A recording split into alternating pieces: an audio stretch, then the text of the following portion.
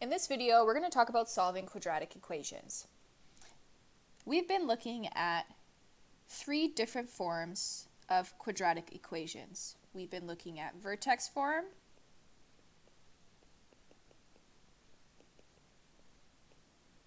we've been looking at standard form,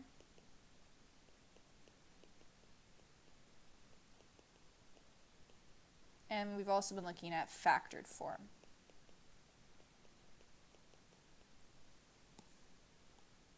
Move that over, make some more space. There we go. Right, so vertex form is y equals a x minus h squared plus k.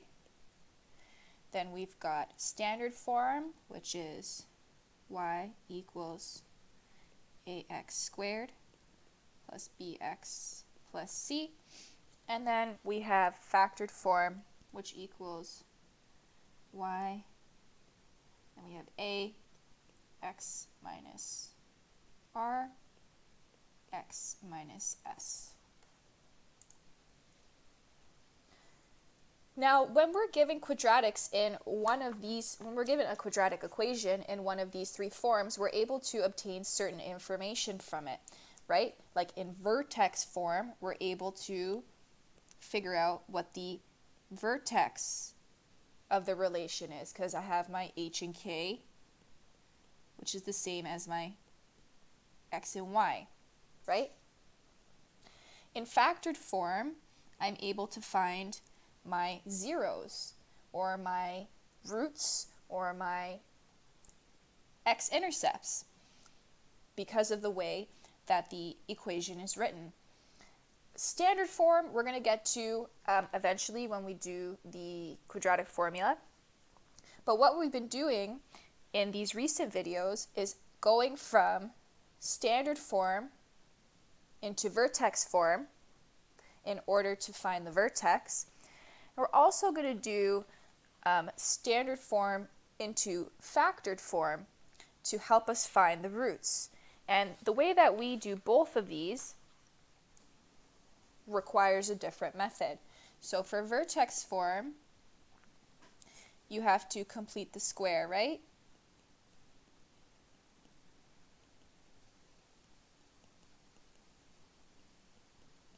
So you have to complete the square to go from standard form to vertex form. And if we want to go from standard form to factored form, we're just going to factor. To go from standard form to factored form. Okay, so this video is going to focus specifically on solving by factoring. So we're going to be going from standard form into factored form. Okay, so let's say you see a question and it says solve for x. This is how we know we have to take whatever quadratic equation we've been given, so I'll write down one here, x squared plus 9x plus 14 equals 0, right? So when it's asking me to solve for x, I know that it's asking me to find the roots of this equation, as opposed to a question where I might be given this exact, not this exact same equation, but I might be given the same numbers in this equation. So maybe it might look like this. Y equals x squared plus 9x plus 14, and it asks you to find the minimum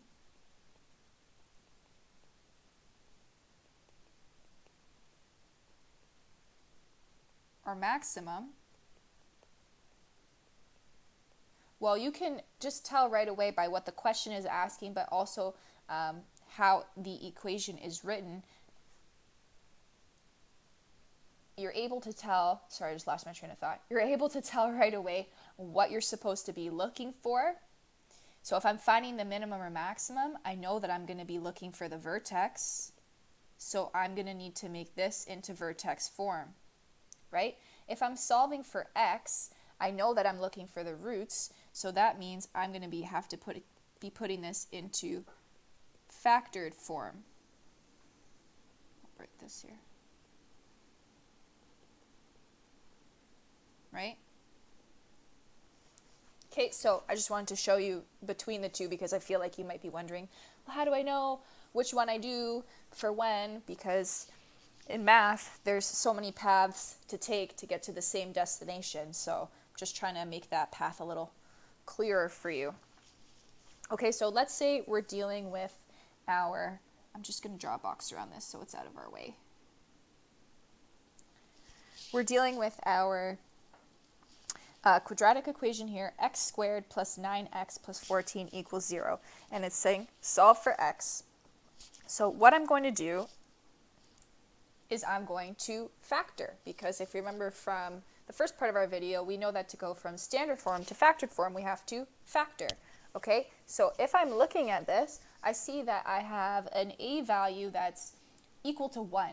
So I know that I'm going to have to find two numbers that when I multiply them, they equal positive 14, and when I add them, they equal positive 9. So if you want to go ahead and set up your factoring chart, you can do that. If you're able to just do this in your head mentally, you can also do that, no problem. But I like to go through all the steps because if I make a mistake at the end of my check, I can go back into all my steps and see where I went wrong. That's why I like to do it that way. So we need factors of positive 14. Okay, so my product is going to be positive 14, and my sum is going to be positive 9. I see that both my symbols are positive, so I know that both of my factors are going to need to be positive. Okay, so let's get started. Just draw a line here. Oh, none of it's coming up. Let me put the chart up for you guys. Okay, there's my chart. I know you probably wonder, how can I be talking for so long and not see that it's coming up on the screen? It's because I'm looking down at my iPad while I'm writing, and then when I look up at my screen to check, oh, we got a little bumped around here. Oh, there we go. When I look up at my screen to check, then I realize it's not there. So just have some patience with me. Okay, so let's start with our factors of positive 14. So I have, you know me, I always like to start with 1, even if it's wrong, just because I like things to go in sequential order. So I've got, my product is positive 14, and my sum, 1 plus 14, 15. No good. Okay, let's do the next one. I know I have 2 times 7, that gives me 14. 2 plus 7 gives me 9. Lovely. So I just found my two factors that I'm going to be working with. So I'm just going to rewrite this here.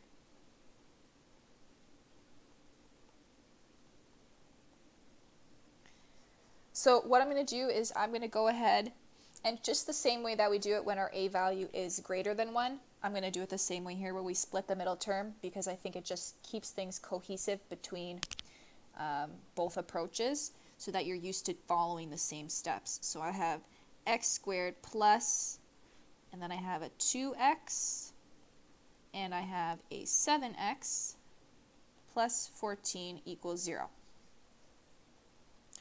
Okay, so now I can factor here, if you remember how to do this, right?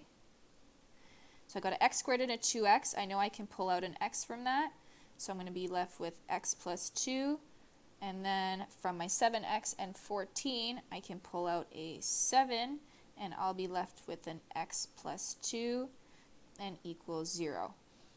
So I just created a common binomial, so I'm going to write that out front, x plus 2, and then my remaining terms, x plus 7 equals 0. Now, to make this equation true, so that means whatever's on the left side equals what's on the right side, we want our left side to equal what's on our right side, which in this case is 0. So let's say I look at this first. I have x plus 2. Well, I know if I can make whatever's in these brackets equal to 0, right? Let's just say this was equal to 0, and it was going to be multiplied by x plus 7. Well, anything multiplied by 0 is going to be 0, so it would make it true. So I need to ask myself, what will make that true? I want it so that x plus 2 equals 0. And then all I can do here is just solve for x. So I can do that by bringing my positive 2 to the other side. X equals negative 2. I can do the same thing over here. Get my x plus 7. If I want to make that equal to 0, it's going to be x equals 0 minus 7, so x equals negative 7.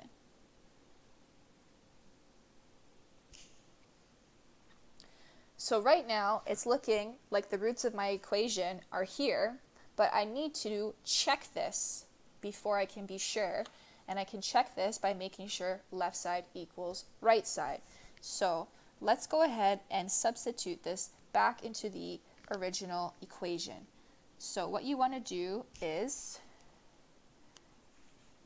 let's do, I wonder if I can fit this all here. You know what, I'm going to move some things around. Okay, that should give us a little bit more space.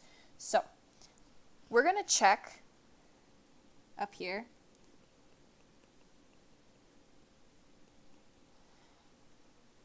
So let's check for x equals negative 7.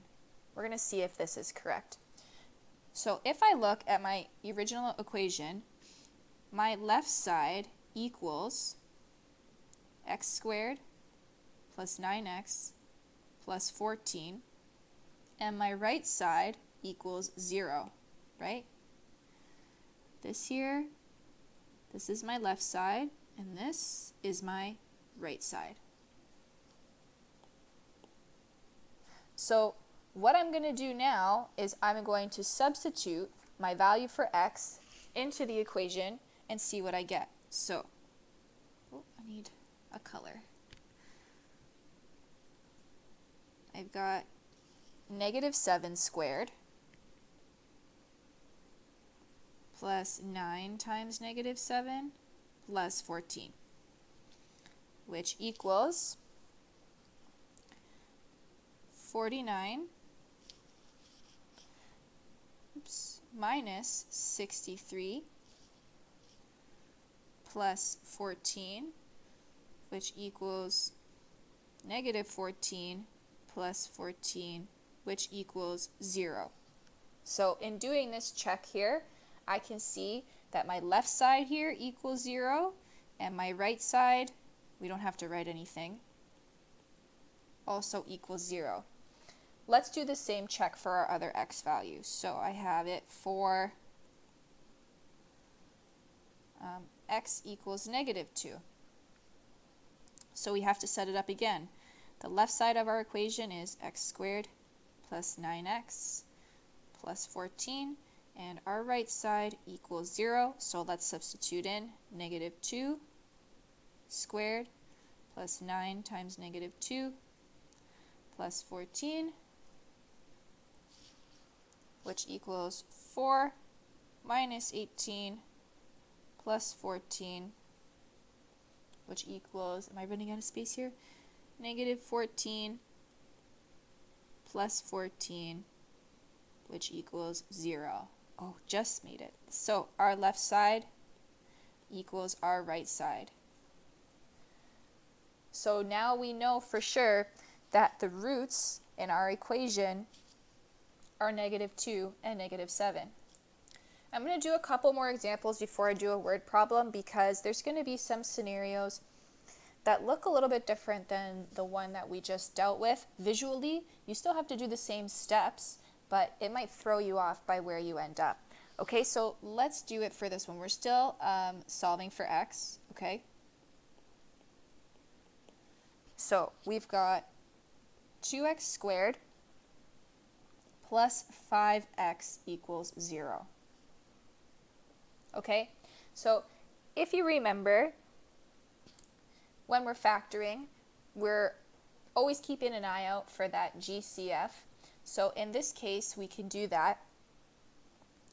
We can pull out an x, and then we've got 2x plus 5 equals 0.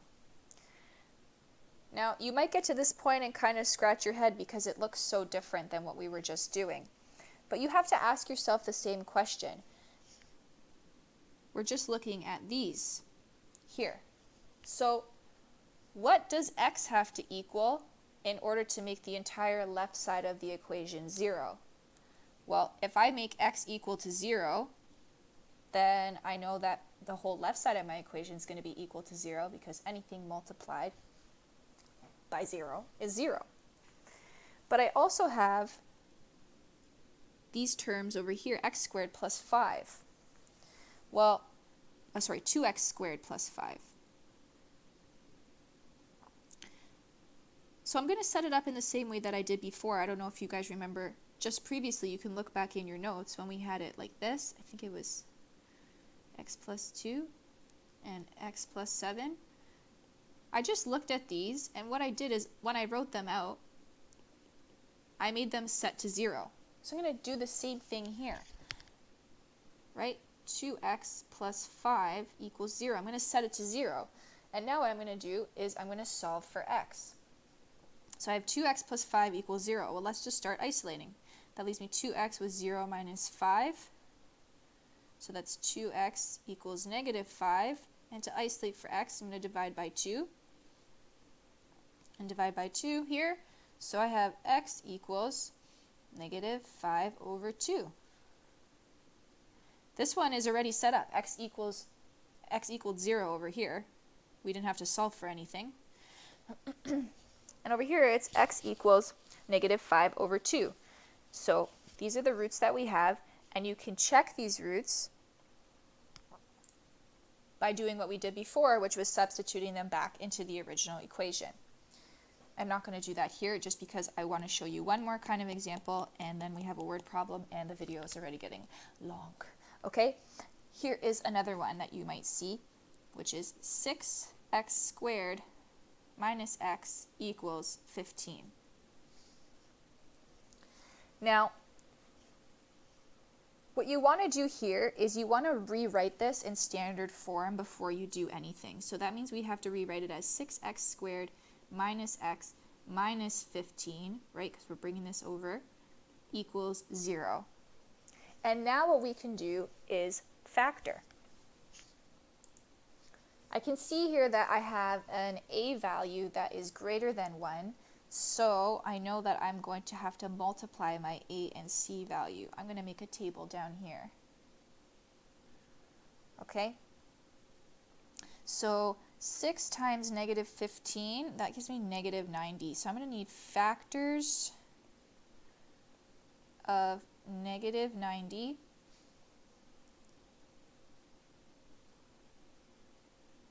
So my product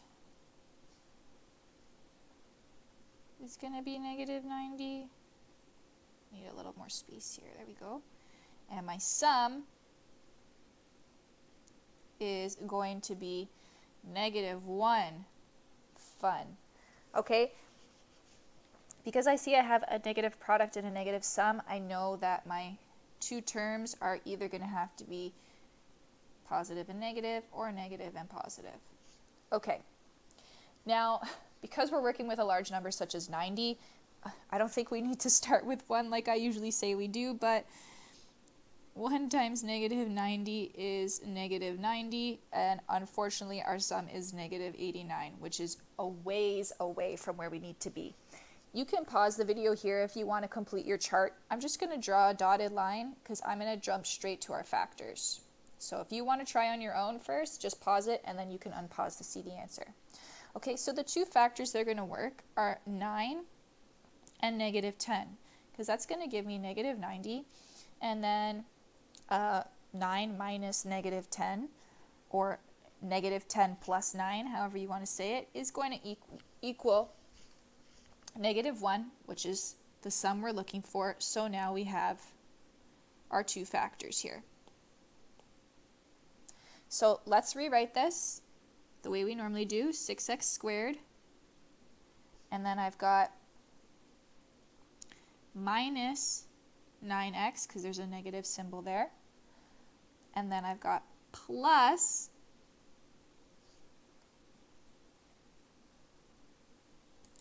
actually, you know what? I'm going to flip these around.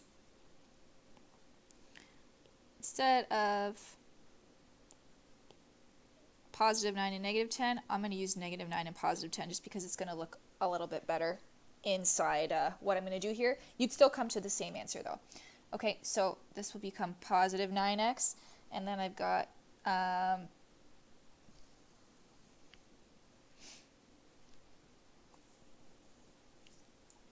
got plus 10x, right? Split the term. Ooh. Minus 15 equals 0 still. And then I can look at my two sets here. I can pull out a 3x here. And what I'll have left is a 2x plus 3. And then over here, I can pull out a 5.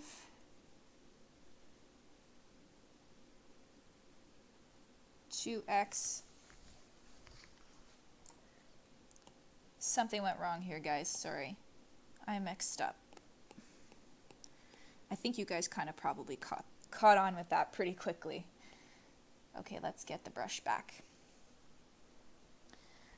Okay, so I'm also going to flip back over here. Whoa, there we go. I'm going to use positive 9 and negative 10. And then when I break it down, I'm going to group it this way. I'm going to put my negative 10 over here. And I'm going to put my positive 9 over here.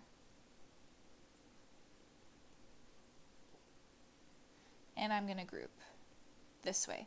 If you have the 9 on the left and the 10 on the right, you're still going to come to the same answer. Okay, so what can I take out of here? I can take out a 2x, and I'm left with 3x minus 5. And then on this side, what can I take out from here? I can take out a 3, and I have a 3x and a minus 5 equals 0. There's the binomial I was looking for. So I've got 3x plus 5, and then I've got 2x plus 3. Okay. So now I'm just going to erase this to make some space here, because we need to make our left side equal the right side, correct? So I have to ask myself, what's going to make this equal to 0 so that this whole side, when I multiply, right, will equal to 0. So we're going to do the same thing we did before, which is just write 3x plus 5 equals 0, and we're going to solve for x. So that's 3x equals 0 minus 5, and that's 3x equals negative 5. Let's divide by 3 to isolate for x, and I've got x equals negative 5 over 3. There's my one value. And here's another one. They were both written this way, right? In this question, we just had x, and then we had a binomial in brackets to deal with. In the first question, if you remember, we had something that looked like this, right? So I just wanted you to get comfortable with seeing a few different scenarios here of what you might come across. Okay, so if I want to solve for x, I'm going to isolate.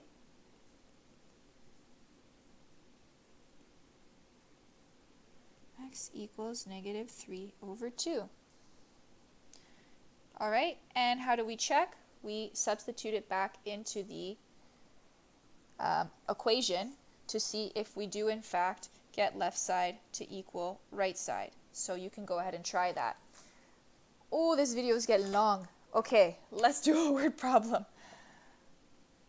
Oh my goodness. Okay, I'm going to try to do this quickly, but at the same time not rush through it so it still makes sense to you. So when we're doing word problems, we have to also think a little bit logically about what's taking place. Let's do this question here. It says, a rectangle has dimensions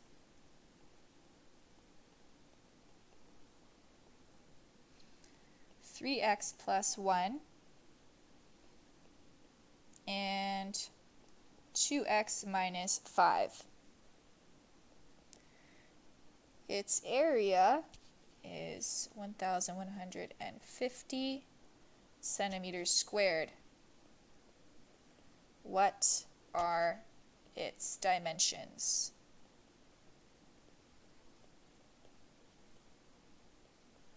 Okay, so they gave us units. We know it's going to be in centimeters. And they also gave us some dimensions here, so we can actually draw out our rectangle. Actually, let me do it this way. Oops.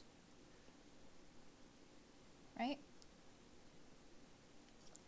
Okay, so I've got 3x plus 1, and I've got 2x minus 5 here. Now you have to think about some, not you have to think about, but you have to use some prior skills and knowledge about areas of rectangles, and we know that area equals length times width.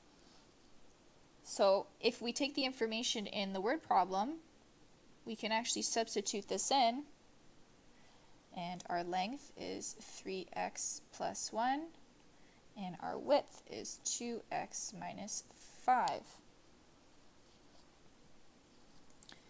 Now, in order to get this into standard form, we want to expand and simplify on our right side only. So we're going to end up here with the left side. And then on our right side, it's going to be 3x times 2x is 6x squared.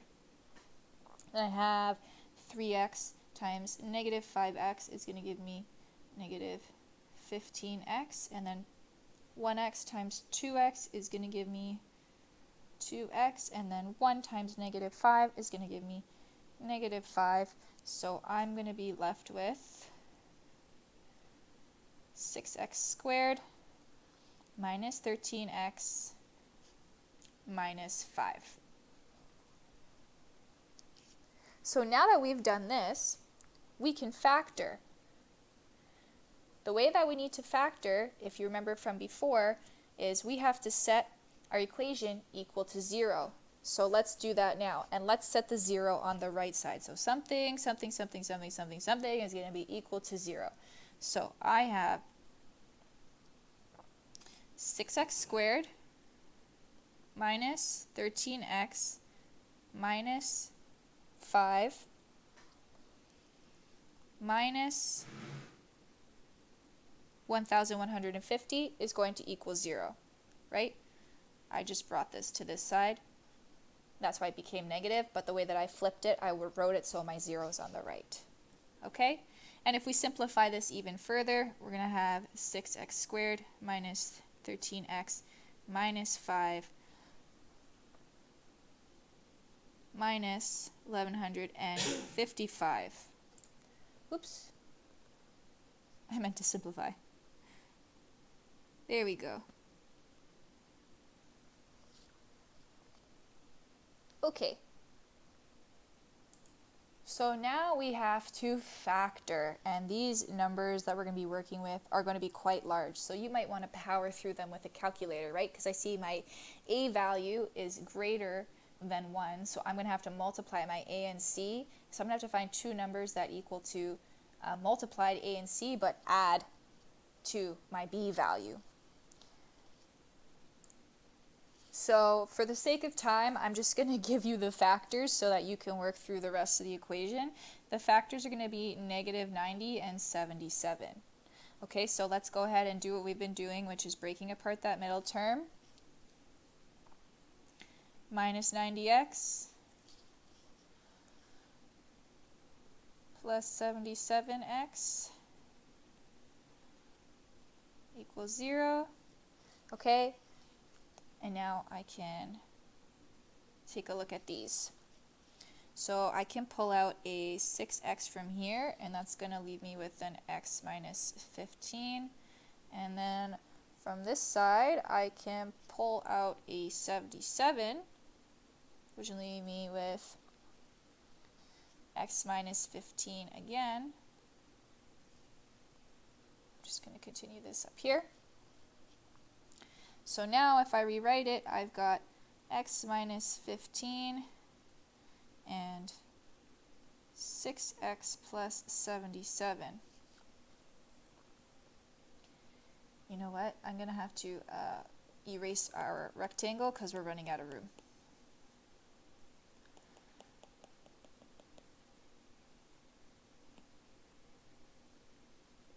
Okay, so let me just look at my binomials again, my common binomials I should say, x minus 15, and then what's remaining is my 6x plus 77 equals 0. Okay, so I have to set these equal to 0 to try to find the roots in this equation, which is going to give me the x value that I need. Because once I get the x value that I need, I'll be able to plug it in, right, to find my length and width.